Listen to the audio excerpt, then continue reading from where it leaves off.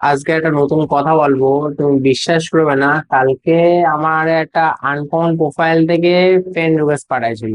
আমি অ্যাকসেপ্টও করে নিয়েছিলাম না তো। প্রোফাইলটার নাম আমি তোমাদেরকে দেখাচ্ছি। এ দেখো, গুপ্তাজি গুপ্তাজি আমারে এসএমএস করেছিল এখানে। এসএমএস করে ভাই বারবার করে আমারে বলছে তোমার হোয়াটসঅ্যাপ নাম্বার দাও, তোমার সাথে কথা আছে। হায়দ্রাবাদে নাকি বাড়ি তার, হায়দ্রাবাদে বাড়ি। তা ইম্পর্টেন্ট জিনিস হলো সে বেঙ্গলি বোঝে। ভাই এইটাই তো সন্দেহজনক, তোমার হায়দ্রাবাদে বাড়ি আর তুমি বেঙ্গলিতে কথা আমি বলছি আর তুমি বুঝে নিচ্ছ।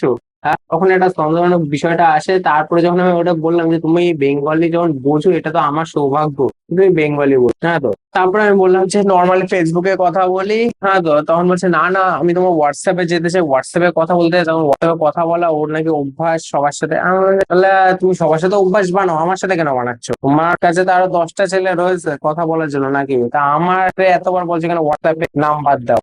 ভাই একটু সন্দেহজনক বিষয়টা লাগলো। পর তোমরা এখানে অ্যাটেন্ডেন্স বুঝবা। হ্যাঁ তো অনেক অনেক বিষয় না আগাতে নেই। এখন এরা তোমাদেরকে সাধারণত দেখবা হোয়াটসঅ্যাপ ভিডিও কল করবে, হোয়াটসঅ্যাপ ভিডিও কল করে নেকেড ভিডিও করবে, করার পর তোমার স্ক্রিনশট নেবে, স্ক্রিনশট নিয়ে তোমারই ব্ল্যাকমেইল করবে। তোমার যে কাছের ভালোবাসার যে কটা মানুষ আছে তাদেরকে মেসেঞ্জারে সেন্ড করবে, সেই সব ফটো ভিডিও এসব সেন্ড করবে। হ্যাঁ, তো এবার এইসবের থেকে সবসময় দূরে থাকবা।